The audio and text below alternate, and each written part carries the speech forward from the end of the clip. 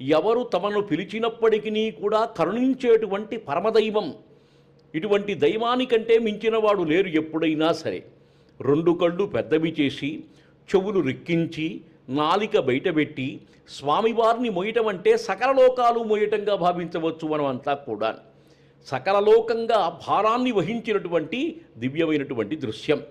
అమ్మవారి యొక్క కిరీటం ఎర్రగా ఉంది, అయ్యవారి యొక్క కిరీటం బంగారు రంగులో. అయ్యవారు చక్కగా ఒక చేతిలో చర్నాకోల పట్టుకున్నారు, అంతే కదండి. అశ్వాన్ని అధిరోహించాలంటే అది ఉండాలి. ఇటుపక్క అమ్మవారు విలాసవంతంగా అనుగ్రహంగా ఆమె కాస్త కరుణారస దృక్కులు మనకు ప్రసరింపజేస్తున్నారు. అయ్యవారు చూడండి, కూర్చున్నటువంటి భంగిమ చాలా విచిత్రంగా ఉంది. సాధారణంగా సుఖం స్థిరాసనం ప్రోక్తం అంటారు. సుఖమైనటువంటి ఆసనమే స్థిరంగా ఉంటుంది. అటువంటి స్వామివారు విచిత్రాలంకృతిలో ఈరోజు కూర్చున్నారంతా కూడా. ఎందుకంటే స్వామి చేసేటువంటి పనులన్నీ కూడా చాలా గొప్పగా ఉంటాయి.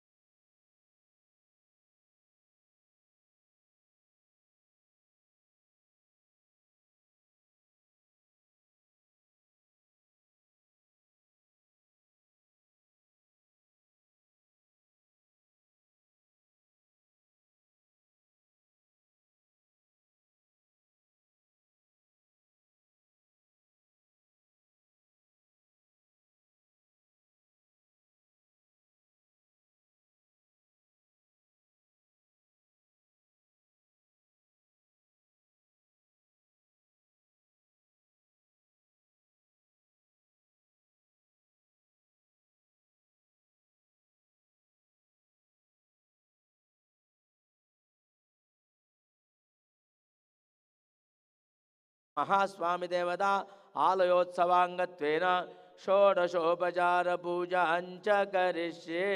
तदंगकलशाराधनं कलशं गन्धपुष्पाक्षतैर्भ्य कलशस्योपरि हस्तौ ओं कलशस्य मुखे रुद्रः कंठे विष्णुः समाश्रितः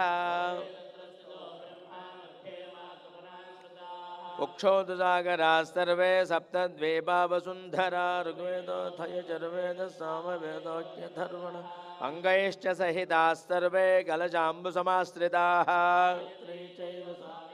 शान्तः पुष्टिकरे तथा आयान्तु देवपूजार्थं दुरितक्षयकारकाः नर्मदा सिंधु कावेरी जलेस्मिन् सन्निधिं कुरु इति कलशे रुद्रादिदेवता अष्टविधोपचारैः सम्पूज्य तेनोदकेन पूजा द्रव्य देवम् आत्मानं च सम्प्रोक्ष्य।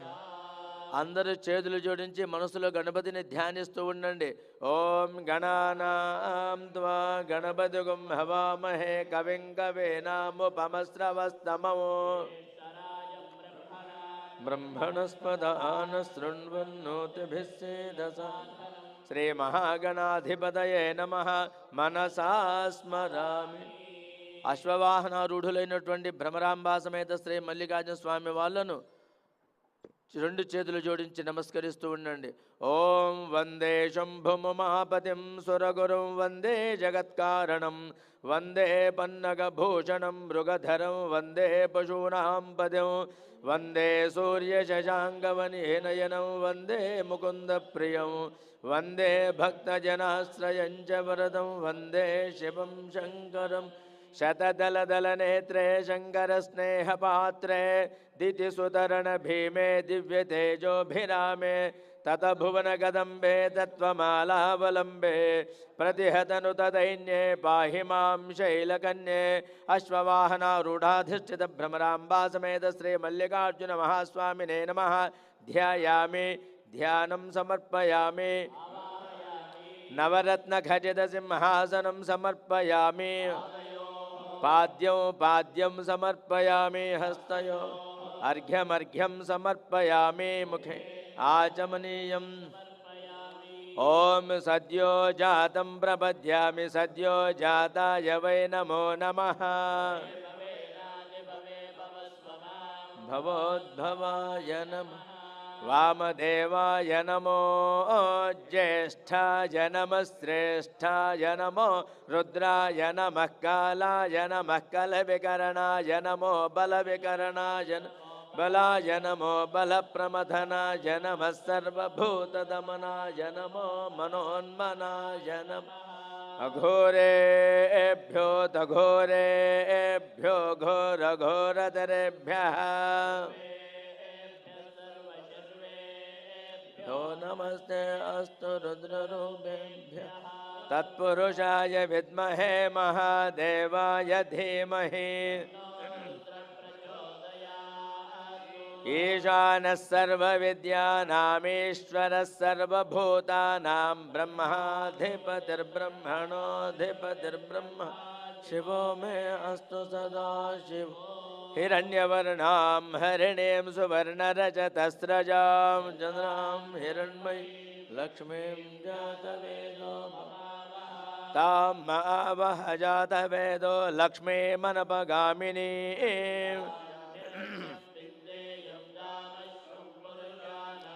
अश्ववाहनारूढ़ाधिष्ठित भ्रमराम्बा समेत श्री मल्लिकार्जुन महास्वामिने नमः शुद्धोदक स्नानं समर्पयामि स्नानानन्तरं शुद्ध आचमनीयं समर्पयामि ओम अभिवस्त्रा सुवसनान्यर्जापिधेनुस्सुदुघा अभिचंद्रा भर्तवे नो हिरण्याभिश्वान् रथिनो देवसो नूतनवस्त्रयुग्मं समर्पय यज्ञोपवीतं परमं पवित्रं प्रजापतेर्यत्सहजं पुरस्तात्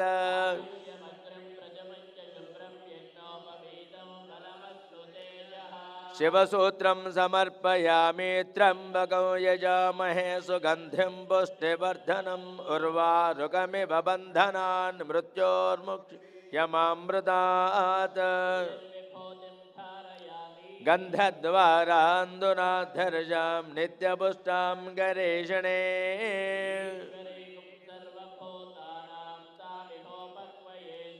श्रीगन्धां धारयामि अयने परायणे दोर्वारो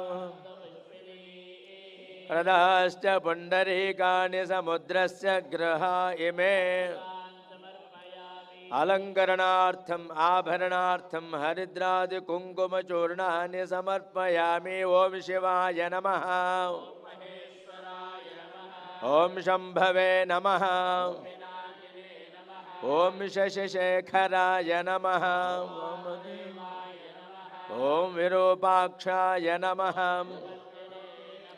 ओम नीललोहिताय नमः ओम शूलपाणये नमः ओम विष्णुवल्लभाय नमः ओम भवस्य देवस्य पत्न्यै नमः ओम ईशानस्य देवस्य पत्न्यै नमः ओम रुद्रस्य देवस्य पत्न्यै नमः ओम भीमस्य देवस्य पत्न्यै नमः अश्ववाहनारूढ़ाधिष्ठित भ्रमराम्बा समेत श्री मल्लिकार्जुन महास्वामिने नमः नानाविध परिमल पत्र पुष्पाणि बिल्वदलानि समर्पय धूपं वनस्पतिरसोपेदो गन्धाढ्यो धूपोत्तमा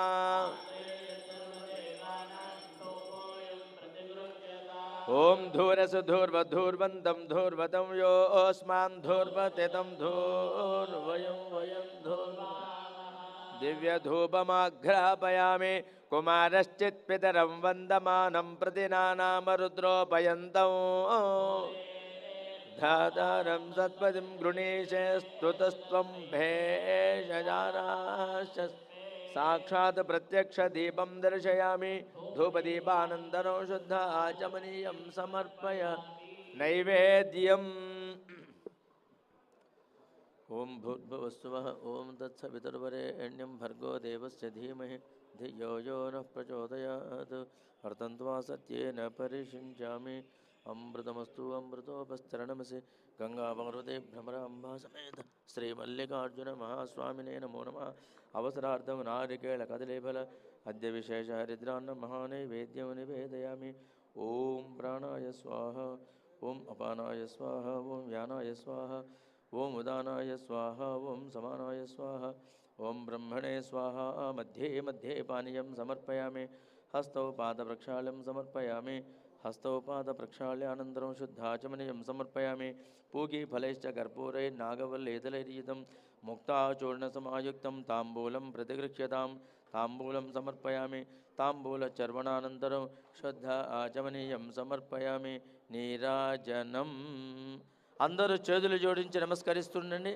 ఓం హిరణ్యపాత్రం మధో పూర్ణం దధాతి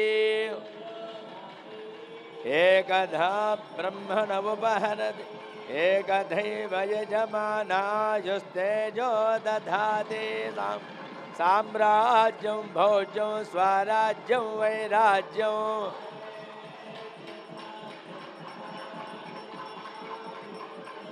అశ్వవాహనారూఢాధిష్ఠిత భ్రమరాంబా సమేత శ్రీ మల్లికార్జున మహాస్వామినే నమః. కర్పూర మంగళ ఆనంద నీరాజనం దర్శయామి. నీరాజనానంతరం శుద్ధ ఆచమనీయం సమర్పయామి.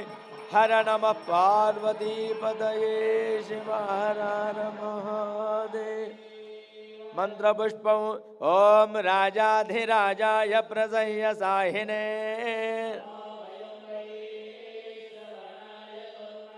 సమే కామాన్ కామకామాయ మహ్యం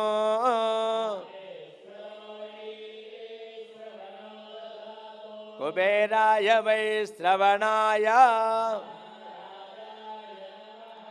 ఓం తద్బ్రహ్మ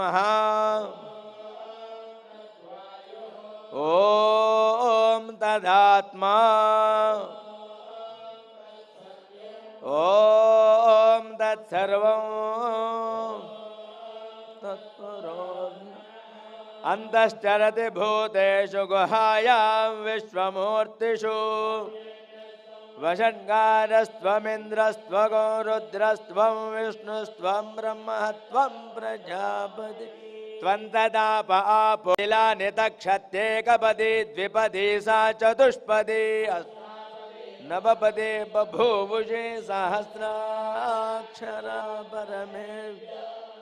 అశ్వవాహనారూఢాధిష్ఠిత భ్రమరాంబా సమేత శ్రీ మల్లికార్జున మహాస్వామినే నమః. తవ పాదారవిందయోః సువర్ణ దివ్య మంత్ర పుష్పాంజలిం సమర్పయామి. అందరూ శిరస్సు వంచి నమస్కరించుకోండి. హర శంభో మహాదేవ విరూపాక్ష స్త్రిలోచన దయా సింధో దీనబంధో రక్ష రక్ష మహేశ్వర రక్ష రక్ష మహేశ్వరి. ఆత్మ ప్రదక్షిణ శిరసా ప్రదక్షిణ నమస్కారాన్ సమర్పయామి. సోమో వా ఏతస్య రాజ్యమాదత్తే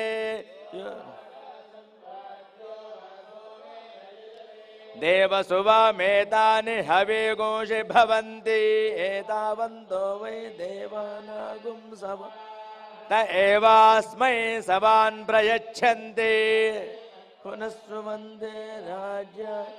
దేవసు రాజా భవతి. అస్య శ్రీమన్మహాదేవ దేవేశ్వరస్య భ్రమరాంబా సమేత శ్రీ మల్లికార్జున మహాస్వామి దేవస్య అనంత భోగోస్తు చామరాభ్యాం వీజయామి. యస్య స్మృత్యాజి నామోక్త్యా తవ పూజా క్రియాదిషు న్యూనం సంపూర్ణదయం యాదు సిద్ధ్యో వందే సదాశవం.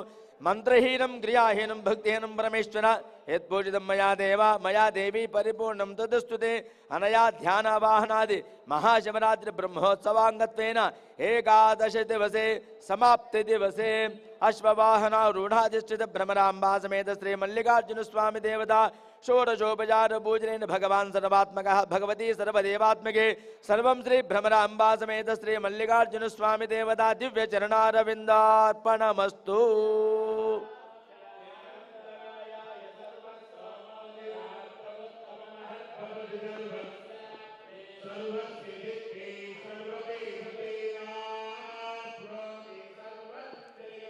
శతమానం భవతి శతాయుః పురుషः శతేంద్రియ ఆయుష్యేవేంద్రియే ప్రతి. గంగా పార్వతీ భ్రమరాంబా సమేత శ్రీ మల్లికార్జున స్వామి దేవతా వరప్రసాద సిద్ధిరస్తు. సంపూర్ణ ఆయురారోగ్యైశ్వర్యాభివృద్ధిరస్తు. ఇష్టార్థకామ్య మోక్ష చతుర్విధ ఫల పురుషార్థ సిద్ధిరస్తు. अखंड शिव ज्ञान शिव भक्ति प्राप्तिरस्तु भक्ति ज्ञान वैराग्य सिद्धिरस्तु। जय श्री मल्लिकार्जुन स्वामी की, श्री भ्रमरांबा माता की, श्री अन्नपूर्णा माता की, श्री पर्वत श्री स्वयंभू श्री लिंग चक्रवर्ती श्रीमन मल्लिकार्जुन स्वामी की। सर्वे जना सुखिनो भवन्तु, लोका समस्ता सुखिनो भवन्तु, समस्त सन्मंगलानि भवन्तु इतेषाम्।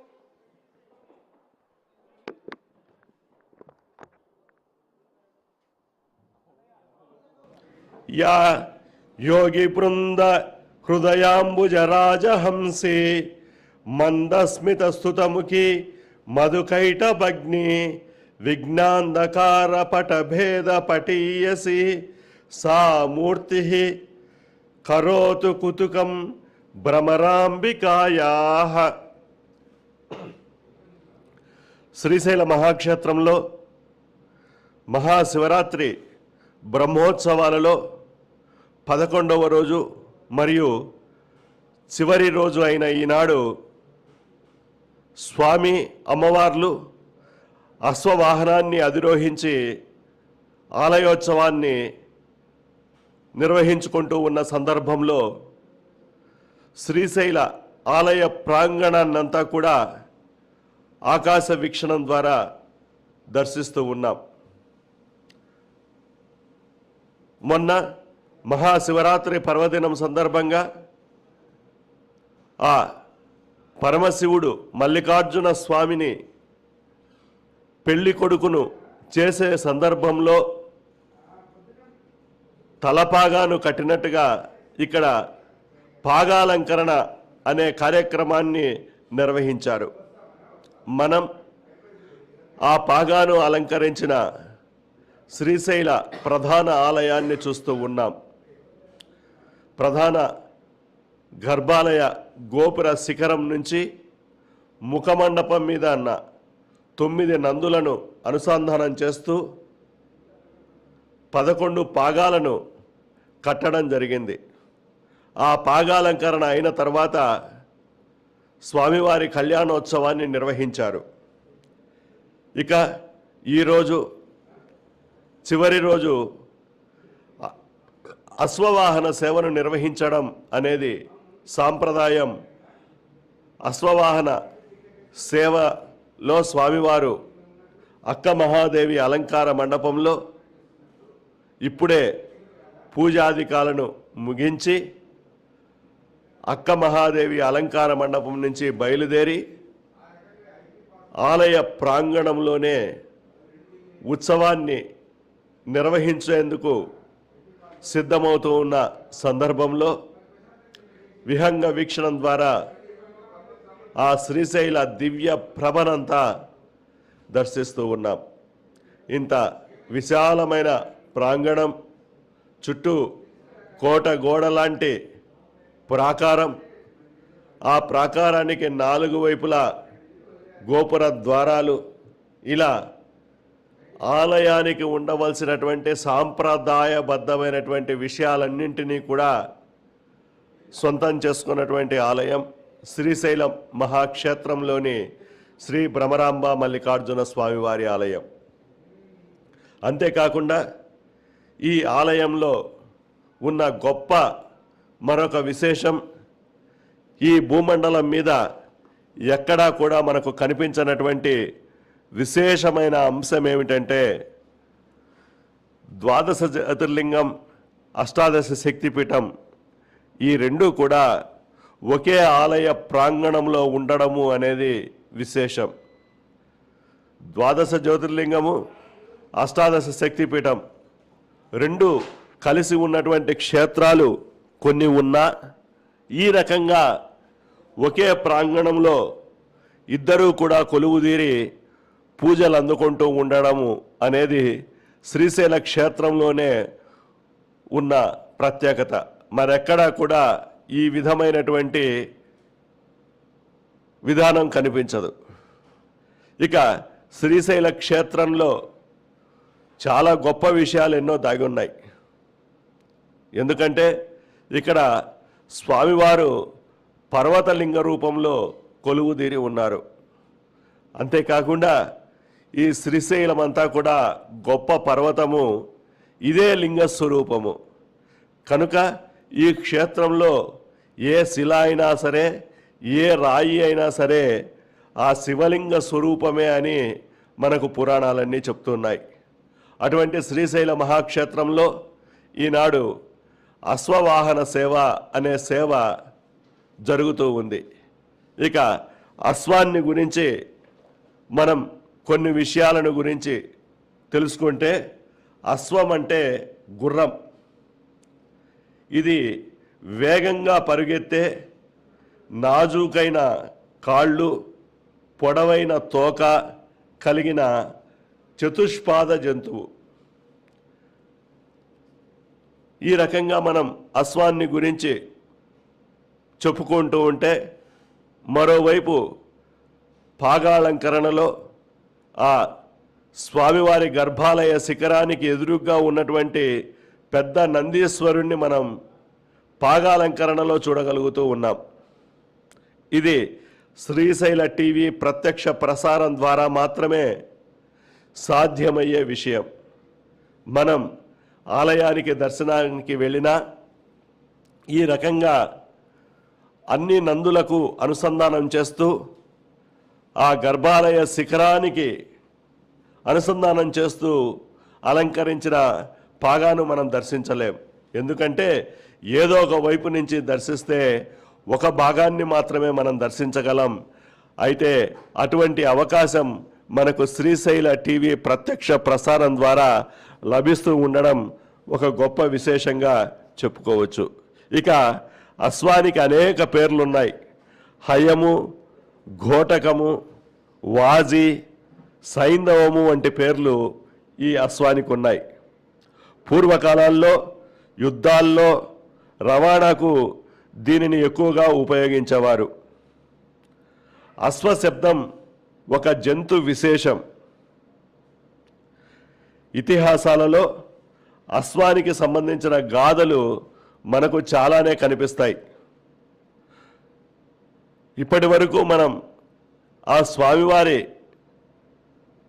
గర్భాలయ గోపురాన్ని దర్శిస్తే, ఇప్పుడు అష్టాదశ శక్తిపీఠ దేవత శ్రీ భ్రమరాంబాదేవి అమ్మవారు కొలువుదీరిన గర్భాలయపు ఆ కనకపు గోపురాన్ని మనం దర్శిస్తూ ఉన్నాం.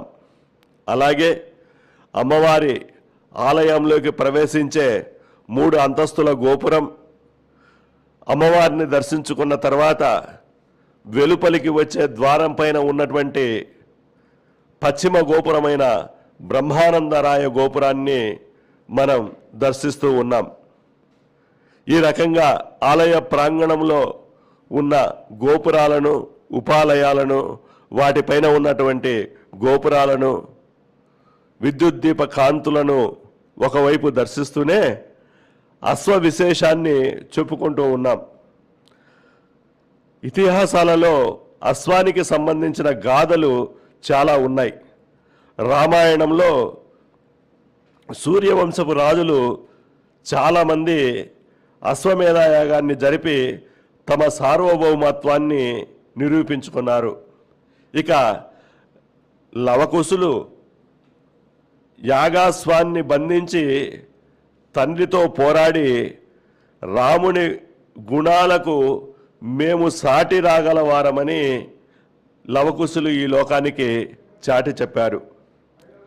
ఇక విష్ణుమూర్తి ధరించినటువంటి అవతారాలలో ఒక అవతారం హయగ్రీవ అవతారం.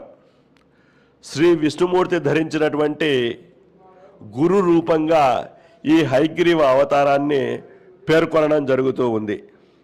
వేద, సంగీత, సాహిత్యాలకు ఈ హయగ్రీవుడు అధిపతి అని శాస్త్రాలు చెబుతూ ఉన్నాయి.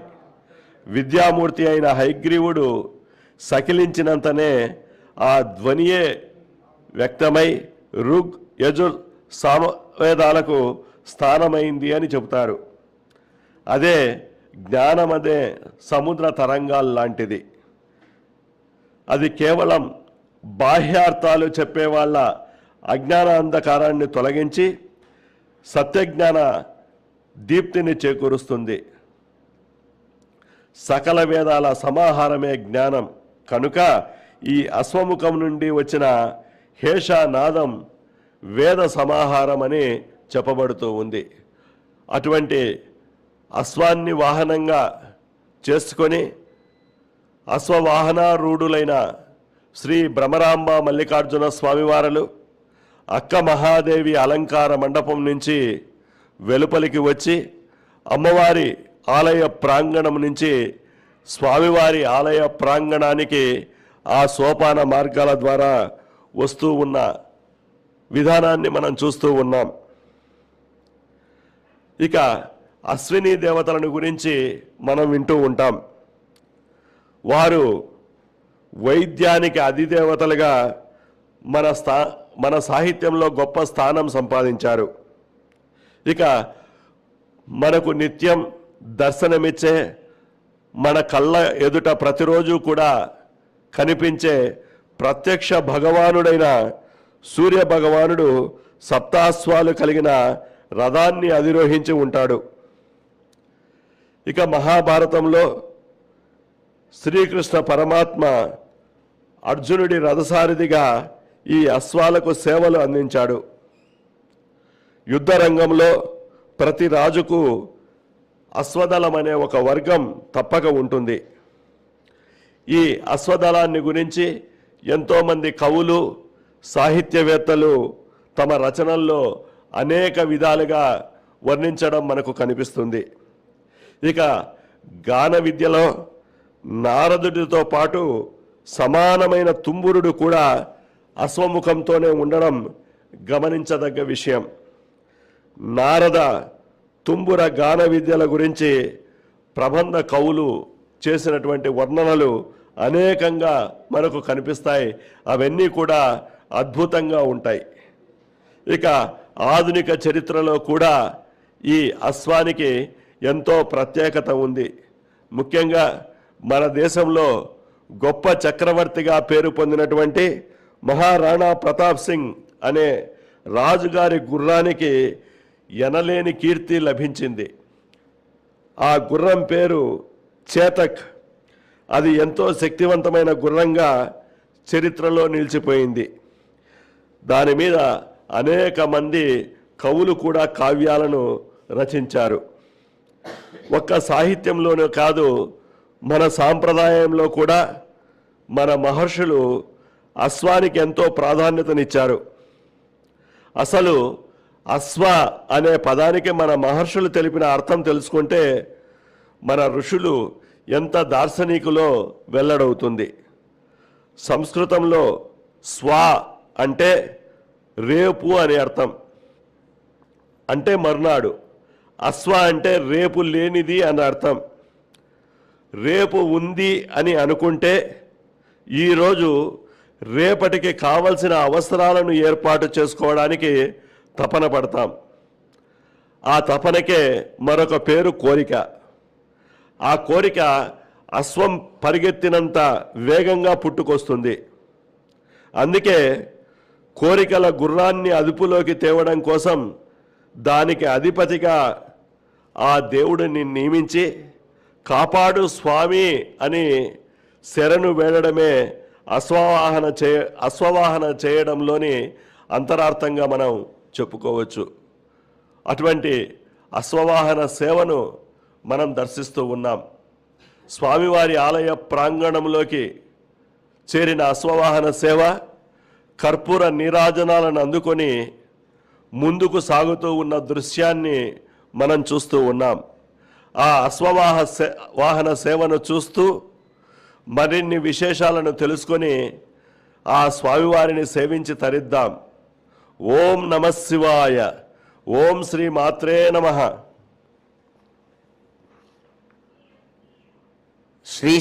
శ్రీశైలనాథాయ నమః శివాయ. చక్కనైనటువంటి ప్రదోషకాలం, అందమైనటువంటి విశ్వావసునామ సంవత్సరం, శిశిర ఋతువు, మాఘమాసం చక్కగా పూర్తయి పాల్గొన మాసంలోకి ప్రవేశించి శుక్లపక్షం ప్రతిప తిథి పూర్తయి ద్వితీయ తిథి సాగుతున్నటువంటి శుభవేళ 33 గడియలు పూర్తయి ఈ దినం హైందవ సమయాన్ని అనుసరించి ఇప్పుడు ప్రస్తుతం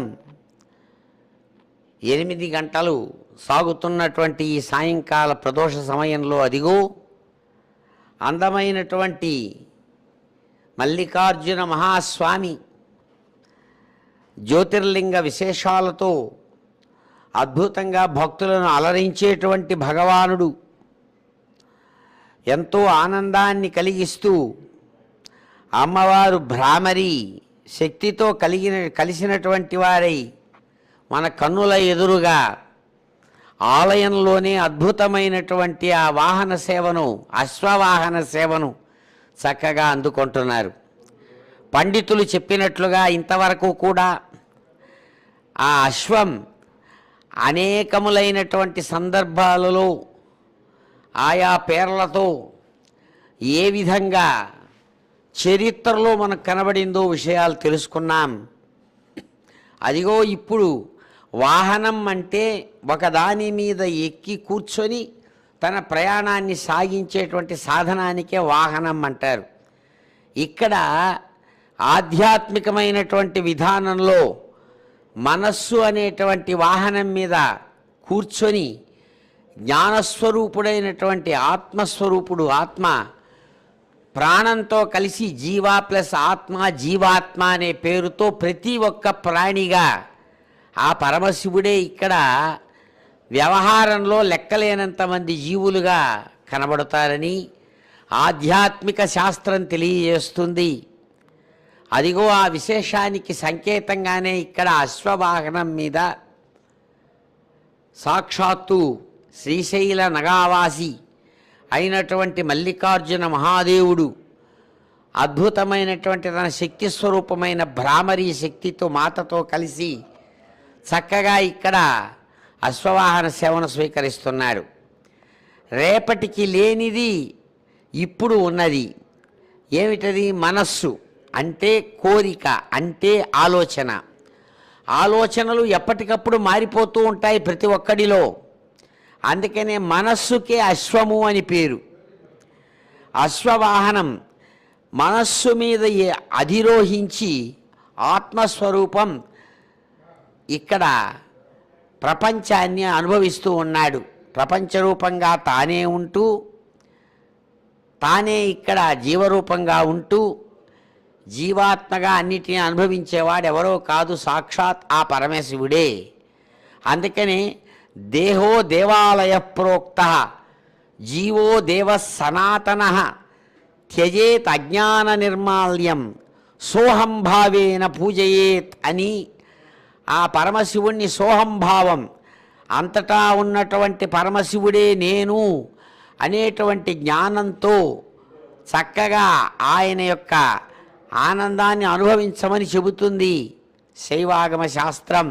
అలాగే మహాన్యాసపూర్వకంగా సాగేటువంటి ఆ పరమశివ వైభవం. అందుకని దేహమే దేవాలయం, దానిలో ఉన్నటువంటి జీవుడే జీవో దేవ. ఎటువంటి దేవుడట? దేవుడు అంటే ప్రకాశించేటువంటి వాడు అని అర్థం.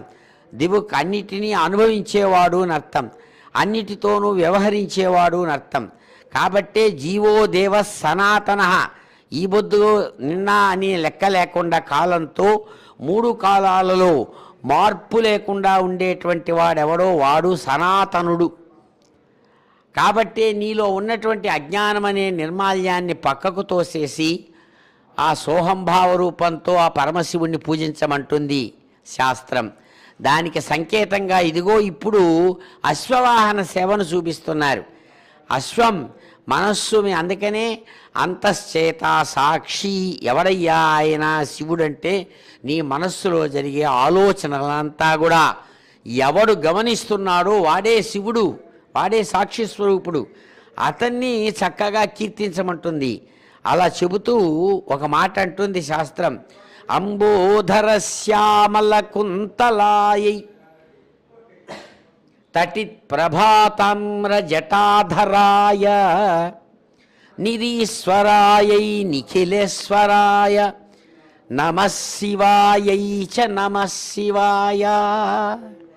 ఆ ఇద్దరు కూడా ఇద్దరిని కలిపి ఒకేసారి ఇక్కడ పిలుస్తున్నారు. అదిగో చూడండి, అందమైనటువంటి స్వామివారి యొక్క స్వర్ణ గోపుర దర్శనం దృశ్యం చక్కగా నిన్న మనం శివరాత్రి నాడు సాగినటువంటి పాగాలంకరణ అన్ని అష్టదిక్కులకు కూడా సాగి చక్కగా సంవత్సరంలో 365 దినాలు రోజుకొక్క మూర చొప్పున 365 మూరలతో దాదాపుగా అనేక వరుసలతో కూడినటువంటి ఆ పాగాలంకరణలో చక్కగా అలంకరించబడి ఆ నందులందరినీ కూడా కలుపుకొని మధ్యలో ఉన్నటువంటి నందీశ్వరుణ్ణి చుట్టి అద్భుతంగా పాగాలంకరణ సాగినటువంటి విశేషం మనం కనులారా దర్శిస్తున్నాం. ఒకవైపు మనం అటువంటి పాగాలంకరణ దృశ్యంతో శ్రేష్టమైనటువంటి ఆ నందుల దృశ్యాన్ని మనం కనులారా దర్శిస్తుండగా విహంగ వీక్షణం, ఆకాశం నుంచి సాగేటువంటి డ్రోన్ కెమెరాల ద్వారా వస్తున్నటువంటి అద్భుతమైన విహంగ వీక్షణం, ఎలాగైతే చాలా ఎత్తుగా ఎగురుతున్న పక్షి కింద ఉన్నటువంటి దాన్నంతా దర్శిస్తుందో అట్లా మనం నేరుగా చూడలేని స్థితిలో పైనుంచి సమస్తాన్ని కూడా దర్శించేటువంటి విధాన్ని చూస్తున్నాం. ఇక్కడ అద్భుతమైనటువంటి ఆ ద్వయస్తంభం యొక్క సాక్షీభూతమైన స్థితిలో స్వామివారు ధ్వజస్తంభానికి ఎదురుగుండా చక్కగా అయ్యవారు అమ్మవారు ఇరువురు కూడా కలిసి మహా అద్భుతమైనటువంటి రీతితో అశ్వవాహనం మీద మనకు దర్శనమిస్తూ ఉన్నారు. కాబట్టే సమస్తమైన కోరికలను నిగ్రహించి అన్నిటినీ కూడా సాక్షీభూతంగా దర్శించే పరమశివుడిని దర్శించమనే మనకు చక్కగా శాస్త్రం చెప్పింది. అదే దేహో దేవాలయ ప్రోక్తో జీవో దేవ సనాతన త్యజేత్ అజ్ఞాన నిర్మాల్యం సోహంభావేన పూజయేత్ అని సోహంభావ రూపంతో ఆ పరమశివుణ్ణి ఆరాధించేటువంటి విధానమే ఇక్కడ అశ్వవాహన సేవలో మనకు కనబడుతుంది.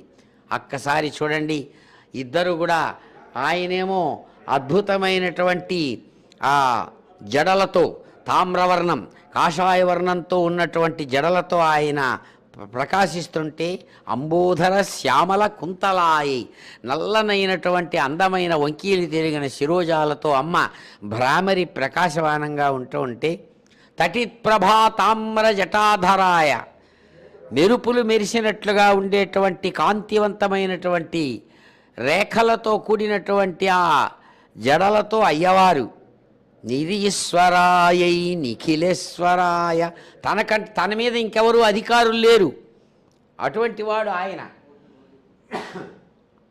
సమస్తమైనటువంటి ప్రాణులకు ఈశ్వరుడు, నాయకుడు, అలా ఉన్నటువంటి వాడు. అటువంటి నమః శివాయై చ నమః శివాయ.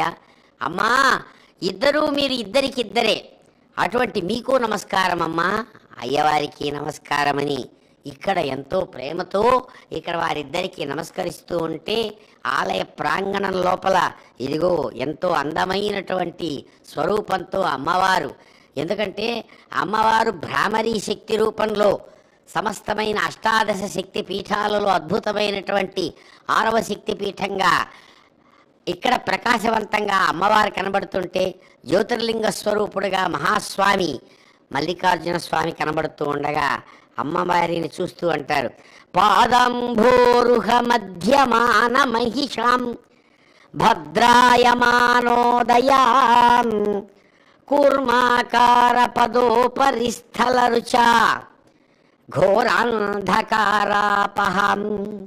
జంఘా నిర్మిత మన్మథైక శరధిం జంబూఫల శ్రీమయీం శ్రీశైలభ్రమరాంబికాం శివయుతాం చిన్మాత్రమూర్తిం భజే. అమ్మవారిని చూస్తూ అమ్మవారిని ప్రార్థిస్తుంటే అయ్యవారికి సంతోషం. అయ్యవారి యొక్క వైభవాన్ని చూస్తూ అయ్యవారిని ప్రార్థిస్తుంటే అమ్మవారికి మహా సంతోషం. అది వారిద్దరికి ఉన్నటువంటి ప్రణయబంధం. దాని ప్రభావంతో సమస్త విశ్వాన్ని కూడా వారు అనుగ్రహిస్తున్నారు.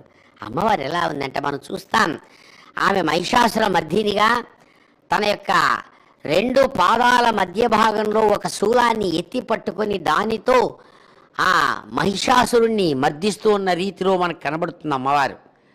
చాలా గొప్పదైనటువంటి ప్రేమభావంతో, విశ్వం మీద ఉన్న ప్రేమతో, అధర్మానికి ఆధారంగా నిలిచిన మహిషాసురుణ్ణి అలవోకగా తన త్రిశూలంతో పొడుస్తున్నటువంటి రూపం మనం దర్శిస్తాం అమ్మవారిని.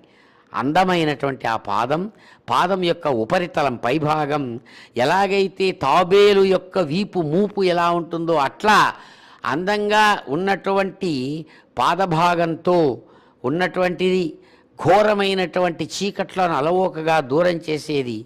అలాగే జంఘా నిర్మిత మన్మథైక శరధిం అంటారు. అమ్మవారి యొక్క ఆ పాదభాగాలకు పైభాగంలో పిక్కలు ఎలాగైతే మహావీరుడైనటువంటి వాడు గొప్పదైనటువంటి వీపు మీద కట్టుకున్నటువంటి అమ్ముల పొది అంటారు, బాణాలు పెట్టుకునేటువంటి బుట్ట లాంటి దాన్ని అటువంటిదట. ఇది అమ్మవారి యొక్క పాదాలు ఎలా ఉందంట, జంఘ పిక్కలంటే మన్మధుడు తన యొక్క మన్మథ బాణాలు ఉంచుకునేటువంటి చక్కని అమ్ముల పొదిలాగా ఉందట అమ్మవారి యొక్క ఆ భాగం, పాదభాగం అంటాడు. అటువంటి తల్లి సారస్య సంభాషిణి, ఎంతో సరసంగా మాట్లాడగలిగినటువంటి దివ్యరూపిణి. ఎవరయ్యా ఆమె? శ్రీశైల భ్రమరాంబికం, భ్రామరీ శక్తి రూపంతో ఉన్నటువంటి తల్లి. సాక్షాత్తు ఆ అద్భుతమైన మీ స్వరూపంతో నిఖిలేశ్వరుడు, సమస్తానికి నాయకుడైనటువంటి ఆ పరమేశ్వరుడు, జ్ఞానమూర్తి స్వరూపుడైనటువంటి ఆయనతో కలిసినటువంటి మీకు నమస్సుమాంజలులు అని ఆ తల్లిని తండ్రిని ఆ ఇద్దరినీ కూడా ఇక్కడ ఎంతో భక్తిభావంతో ప్రార్థిస్తుండగా అదిగో అశ్వవాహనం మీద నాలుక చాచి ఒక కాలు చక్కగా వేగంగా పరిగెత్తడానికి సన్నద్ధమై ఏదైతే మహావేగంగా ఉంటూ ఉన్నదో అటువంటి వేగంతో, అంటే అనేక కోరికలతో చెలరేగిపోయేటువంటి మనస్సును దాని మీద కూర్చున్నటువంటి వాడు ఎలాగైతే నియమిస్తాడో అట్లా మనస్సును నియమించినటువంటి వాడికి ఆ పరమాత్మ యొక్క సాన్నిధ్యం, అంటే ఆ గుర్రం, పొగరుబోతు గుర్రం వశమై ఎలాగైతే అతను కోరుకున్నట్లు దాన్నే వినీతాశ్వం అంటారు. ఆ దానిలో ఉన్నటువంటి ఆ పొగరుబోతుతనం పోయి ఆ రౌతుకు చెప్పినట్లుగా అది నడుస్తుందట. అందుకనే ఇక్కడ అమ్మవారు అయ్యవారు, పరమశివుడు ఇద్దరూ కూడా ఉన్నటువంటి ఎక్కినటువంటి ఆ అశ్వం భక్తుడి యొక్క మనస్సు, అనేక రకాల కోరికలతో వేగిపోయేటువంటి భక్తుడి మనస్సును తమ యొక్క దివ్య రూపంతో వారు తమ వశం చేసుకొని భక్తుడి మనస్సులోనే తాము ప్రవేశించి మనస్సు మీద వారు తమ ప్రభావాన్ని చూపిస్తూ తమ వైభవాన్ని చూపించడమే అశ్వవాహనంలోని ఆధ్యాత్మిక రహస్యం. కాబట్టి అటువంటి ఆధ్యాత్మిక రహస్యాన్ని వారు చక్కగా తెలియజేస్తూ ఇక్కడ అదిగో అద్భుతమైనటువంటి ఆ ప్రభతో కూడినట్లుగా ఉన్న అనేకములైనటువంటి పరిమళభరితమైన మల్లికా జాతి పుష్పాల యొక్క చాందిని వెనకల మెరుస్తూ ఉండగా ఇద్దరూ అందమైనటువంటి స్వరూపంతో అటు అయ్యవారు అమ్మవారు ఆ అశ్వవాహన సేవలోకి మనకు అనుగ్రహిస్తూ వస్తున్నారు. అలా వస్తూ ఇక్కడ అద్భుతమైనటువంటి స్వామివారి యొక్క దివ్య స్థానం ముందుగా వస్తున్నటువంటి ఆ దేవదేవుని యొక్క దివ్య వైభవాన్ని దర్శిస్తాం, మనసారా స్మరిస్తాం, నోరారా వారిని కీర్తించి మన జన్మ ధన్యం చేసుకుందాం. శ్రీశైల టీవీ ద్వారా చక్కగా వారి అద్భుత వైభవాన్ని దర్శించడమే మనకున్నటువంటి కర్తవ్యం. హర నమ పార్వతీపతయే, హర హర మహాదేవ శంభో శంకర.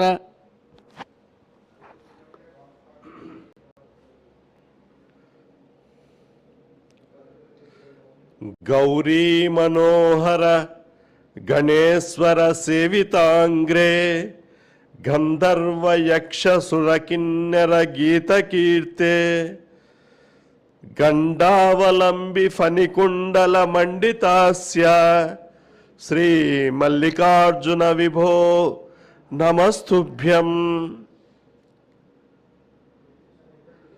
శ్రీశైల మహాక్షేత్రంలో జరుగుతున్న మహాశివరాత్రి బ్రహ్మోత్సవాలలో చివరి రోజైన ఈనాడు శ్రీ భ్రమరాంబ మల్లికార్జున స్వామివారలు అశ్వవాహనాన్ని అధిరోహించి ఆలయంలో ఉత్సవంగా వస్తూ ఉన్న సమయంలో ప్రస్తుతం ఆ ధ్వజస్తంభం వద్దకు స్వామివారు చేరుకోగానే కూష్మాండ బలి సమర్పణం అనే కార్యక్రమాన్ని నిర్వహించారు. ఎందుకంటే ఏదైనా ఒక కార్యక్రమం పూర్తి అయిన తర్వాత, విజయవంతమైన తర్వాత ఈ దృష్టి దోషాలన్నీ తొలగిపోయేందుకు గుమ్మడికాయను, అది కూడా బూడిద గుమ్మడికాయను తిప్పి దాన్ని పగలగొట్టి అటు ఇటుగా పెట్టడం అనేది సాంప్రదాయం. అటువంటి సాంప్రదాయంలో భాగంగా నిన్న ధ్వజావరోహణం పూర్తి అయింది. ఈ ఉత్సవాలకు ఆహ్వానింపబడిన దేవతలు, ఋషులు, యక్షులు, కిన్నెరలు అందరూ కూడా వారి వారి లోకాలకు వెళ్ళిపోయిన తర్వాత చివరగా ఈరోజు అశ్వవాహన సేవలో స్వామివారు, అమ్మవారు ఆ ధ్వజస్తంభం దగ్గరికి వచ్చిన సందర్భంలో వారికి కూష్మాండంతో దృష్టి దోష పరిహారార్థం కూష్మాండ బలిని సమర్పించడం జరిగింది. ఆ తర్వాత అశ్వవాహనారూఢులైన స్వామి, అమ్మవారు మందగమనంతో ఆలయ ప్రాంగణంలో ముందుకు సాగుతూ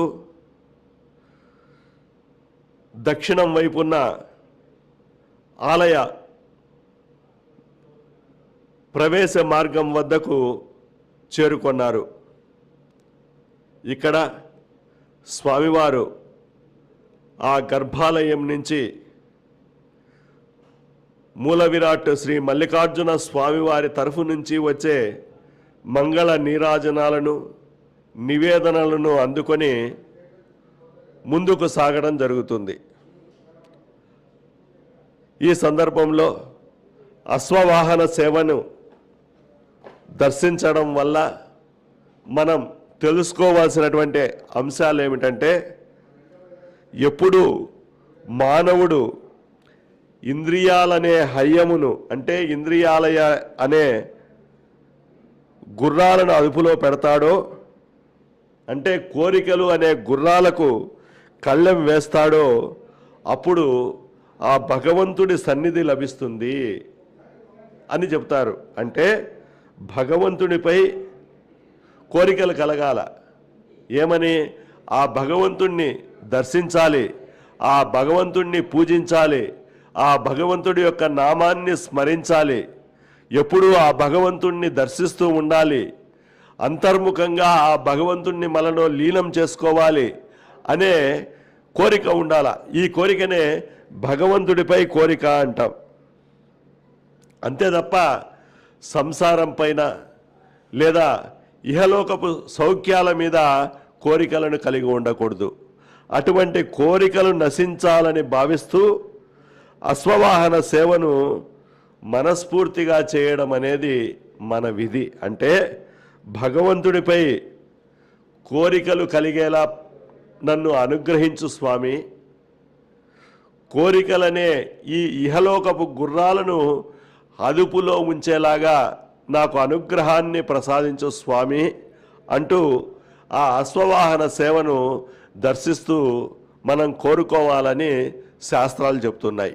ఇక గర్భాలయం నుంచి వచ్చినటువంటి అర్చక వరేణ్యులు అశ్వవాహనారూఢులైన శ్రీ భ్రమరాంబ మల్లికార్జున వారికి ఆనంద కర్పూర నీరాజనాలను అందిస్తూ వాటన్నింటినీ కూడా భక్తులకు చూపిస్తూ ఉన్నారు. భక్తులు ఆ ఆనంద కర్పూర నీరాజనాలను కళ్ళకు అద్దుకుంటూ ఉన్నారు. సాధారణంగా ఈ భగవంతుడికి సమర్పించే ఆనంద కర్పూర నీరాజనాన్ని దర్శించడం, ఆ కర్పూర హారతిని స్వీకరించి కళ్ళకు అద్దుకోవడం వల్ల మన కంటి దోషాలు అంటే దృష్టి దోషాలు తొలగిపోతాయి అని శాస్త్రాలు చెప్తూ ఉన్నాయి.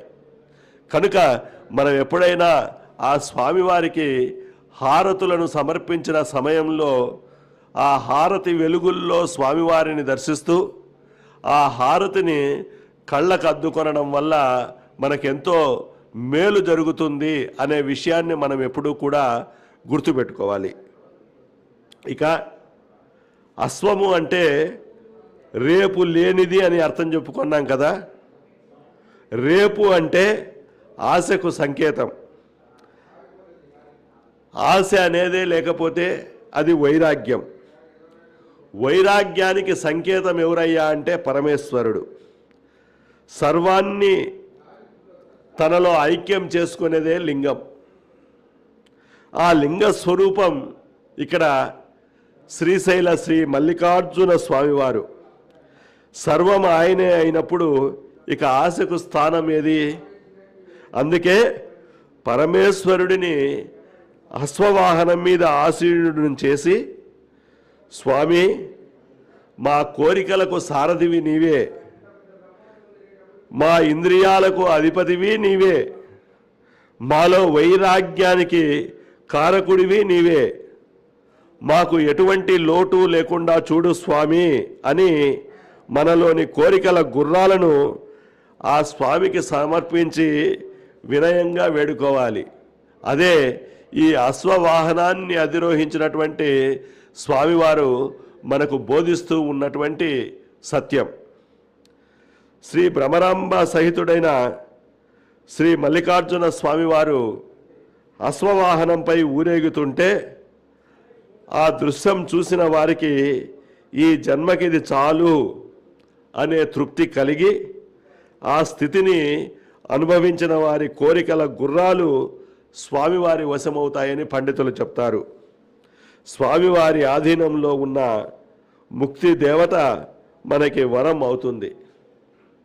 అటువంటి అశ్వవాహనాన్ని దర్శించడం వల్ల మనం తెలుసుకోవలసినటువంటి అంశం ఏమిటంటే, కోరికలనే గుర్రాలను అదుపులో ఉంచుకోవాలి, స్వామివారి పట్ల కోరికను పెంచుకోవాలి, జీవితంలో వైరాగ్యాన్ని పెంచుకొని ఎప్పుడూ కూడా ఆ స్వామివారి సేవలో తరించాలి అనే సత్యాన్ని గ్రహించాలని ఈ అశ్వవాహన సేవను దర్శించడం ద్వారా మనం గ్రహించాలి అని పండితులు చెప్తారు. అటువంటి ఈ అశ్వవాహన సేవను దర్శించడం వల్ల సమస్యలు తీరిపోతాయి. సంతానం కలగనటువంటి దంపతులకు సంతానం కలుగుతుంది అని శాస్త్రాలు చెప్తూ ఉన్నాయి. మరి అటువంటి అశ్వవాహన సేవను ఆలయోత్సవంగా నిర్వహిస్తూ ఉండగా శ్రీశైల టీవీ ప్రత్యక్ష ప్రసారం ద్వారా మనం మహాశివరాత్రి పర్వదినం సందర్భంగా నిర్వహించిన పాగాలంకరణలో ఆలయ ప్రాంగణాన్ని మనం దర్శిస్తూ ఉన్నాం. ఇక్కడ స్వామివారు కొలువుదీరిన గర్భాలయ గోపురం నుంచి అనుసంధానింపబడి చుట్టూ ఉన్న 8 నందులతో సమకూర్చబడి వాటన్నింటితో మళ్ళీ మధ్యలో ఉన్నటువంటి ఒక పెద్ద నందీశ్వరుడితో అనుసంధానం చేస్తూ అలంకరించిన పాగాలంకరణలో ఒకవైపు ప్రధాన ఆలయం మనకు దర్శనమిస్తూ ఉంటే, మరోవైపు ఆ అమ్మవారి ఆలయానికి వెళ్ళే సమయంలో దర్శనమిచ్చే జగద్గురు పీఠం ఒకవైపు, మరోవైపు నిత్యం ఈ ఉత్సవాల సమయంలో వివిధ వాహనాలను అధిరోహించి స్వామివారు పూజలు చేయించుకునే అక్క మహాదేవి అలంకార మండపం, ఆ మండపానికి దిగువనే స్వామివారి ఆలయ ప్రాంగణంలో ఉన్న 9 లింగాలు ప్రతిష్ఠించబడిన ఉపాలయాలు, కుమారస్వామి ఆలయం, వీటన్నింటినీ దర్శిస్తూ ఉంటే మరోవైపు స్వామివారు మందగమనంతో ఉత్సవంగా ఆలయోత్సవంలో వస్తూ ఉన్నటువంటి దృశ్యాన్ని మనం చూస్తూ ఉన్నాం. అక్కడ ధర్మ స్వరూపమైన ఆ వృషభం దర్శనమిస్తోంది. ఎందుకంటే వృషభం నందీశ్వరుడి రూపం. నందీశ్వరుడు ఆ స్వామివారి వాహనం. వృషభానికి 4 కాళ్ళు ఉన్నట్లుగానే ధర్మానికి 4 పాదాలు అని శాస్త్రాలు చెప్తూ ఉన్నాయి. ధర్మం 4 పాదాలుగా ఉండాలి అంటే స్వామివారి దర్శనం చేసుకునే ముందు నందీశ్వరుణ్ణి దర్శించుకోవాలి. నందీశ్వరుడి యొక్క అనుమతిని తీసుకోవాలి. నందీశ్వరుడి అనుమతిని తీసుకొని నందిని దర్శనం చేసుకొని ఆ తర్వాతనే పరమశివుణ్ణి దర్శించుకోవాలి అని చెబుతారు. అంటే అర్థం ఏమిటంటే ధర్మానికి ప్రతీకగా పేరు పొందిన నందీశ్వరుణ్ణి దర్శనం తీసుకోవడం, నందీశ్వరుడిని అనుమతి అడగడం అంటే అర్థం ఏమిటంటే మేము ధర్మబద్ధులుగా ఉన్నాం అని చెప్పడమే అని పండితులు చెప్తారు. అంటే పరమశివుణ్ణి దర్శించుకోవడానికి మనకేం కావాలంటే మనం ధర్మబద్ధములై ఉండాలి అని శాస్త్రాలు చెప్తున్నాయి. అప్పుడే ఆ శివుడి యొక్క అనుగ్రహం లభిస్తుంది అని చెప్తారు. ఇక్కడ చూడండి, శ్రీశైల శిఖరం దృష్ట్వా పునర్జన్మ నవిద్యతే అని చెప్పబడింది. మరి శ్రీశైల శిఖరాన్ని దర్శిస్తేనే పునర్జన్మ ఉండదు అని చెప్పబడినప్పుడు ప్రాచీన కాలం నుంచి కూడా మరి శ్రీశైల క్షేత్రాన్ని దర్శించే వాళ్ళందరికీ పునర్జన్మ లేకుండా పోతుందా అనే ప్రశ్న వేసినట్లయితే దానికి మన శాస్త్రాలు చెప్తూ ఉన్నటువంటి సమాధానం ఏమిటంటే మనం ధర్మబద్ధులుగా జీవనం సాగిస్తూ నందీశ్వరుడులాగా ధర్మంతో ఉండి ఆ శ్రీశైల శిఖరాన్ని దర్శించినట్లయితే ఖచ్చితంగా పునర్జన్మ ఉండదు అని చెప్తారు. అంటే కావలసినటువంటిది నమ్మకం అనేటటువంటిది ముఖ్యం. ఇక్కడ ఈ శ్రీశైల శిఖరం దృష్ట్వా పునర్జన్మ నవిద్యతే అని చెప్పినటువంటి సమయంలో ఒకనాడు ఆ పార్వతీదేవికి ఒక సందేహం కలిగింది. స్వామి, ఈ శ్రీశైలాన్ని ఎంతోమంది దర్శిస్తూ ఉన్నారు కదా, వీళ్ళందరికీ పాపం పోతుందా, పునర్జన్మ లభిస్తుందా అని పరమశివుడిని అడిగితే, దేవి ఎందుకు ఆ సందేహం, మనమే ప్రత్యక్షంగా పరిశీలిద్దాం పద అంటూ శిఖరం దగ్గరికి చేరారు. అక్కడ ఒక ఊబిని సృష్టించుకున్నారు. ఇద్దరూ కూడా వృద్ధుల రూపాన్ని ధరించారు. వృద్ధుడైనటువంటి ఆ శివుడు ఊబిలోకి దిగి కూరుకుపోతూ ఉన్నట్లుగా ఉన్నటువంటి సమయంలో వృద్ధురాలైన పార్వతీదేవి, నా భర్త ఊబిలో కూరుకుపోతున్నాడు, రక్షించండి రక్షించండి అని అక్కడ ఉన్నటువంటి భక్తులందరినీ అడుగుతూ ఉంది. చాలామంది భక్తులు ఆ ఊబిలో కూరుకుపోతున్నటువంటి వృద్ధుడైనటువంటి శివుణ్ణి రక్షించడం కోసం వస్తూ ఉన్నారు. అటువంటి సమయంలో పార్వతీదేవి ఒక షరతు విధించింది. ఏమంటే పాపాలన్నీ ఎవరికైతే